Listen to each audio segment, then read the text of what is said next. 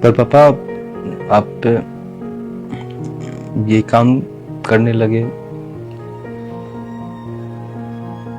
नहीं बेटा, जो तुझे दिख रहा है वो सच्चाई नहीं है। सच्चाई तो ये है कि मैं उस रूप में तेरे यहाँ कैसे आता, और मैं ये भी देखना चाहता था क्योंकि मैं एक बेटी का बाप हूँ, मेरी बेटी किस हाल में है, कैसे ज़िंदगी जी रही है।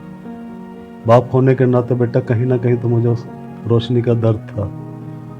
तो बेटा मैं इसलिए इस रूप में एक डिलीवरी बॉय बनकर आया, ताकि तुम्हें मेरी असलियत पता ना चले।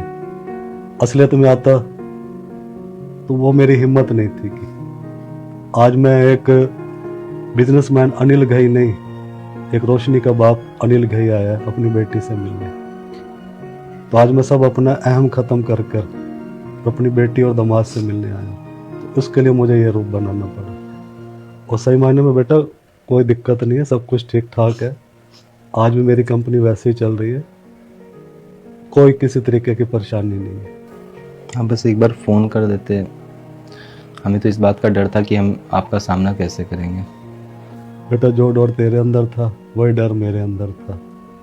और आज मैं अपनी बेटी को खुशहाल देखकर अब मुझे दुनिया के तानों की कोई परवाह नहीं है, और मुझे किसी तरीके की अब कोई चिंता की बात नहीं है कि मेरी बेटी अब सुखी है, और जो गलत फहमियाँ थी वो तुमसे मिलकर सब दूर हो गई है। बेटा मेरी एक गुजारिश है, अगर मानो तो मैं ये चाहता हूँ तुम दोनों घर पर आओ, ताकि उस समाज को भी पता चले कि जो मेरी बेटी और दामाद को गलत कह रहे हैं वो गलत नहीं है। सही मायने में गलत नहीं था, मैं तुम लोगों को नहीं पहचान पाया। बेटा मैं एक बार चाहूँगा कि तुम दोनों मेरे साथ चलो, अपने घर चलो। बिल्कुल, मैं चलूँगा अपने। आप जब तक पानी लीजिए और मैं नाश्ते खाने का इंतज़ाम करवाता हूँ। रोशनी, खाने पीने का कुछ इंतज़ाम करो पापा के लिए। लाती हूँ। ठीक है।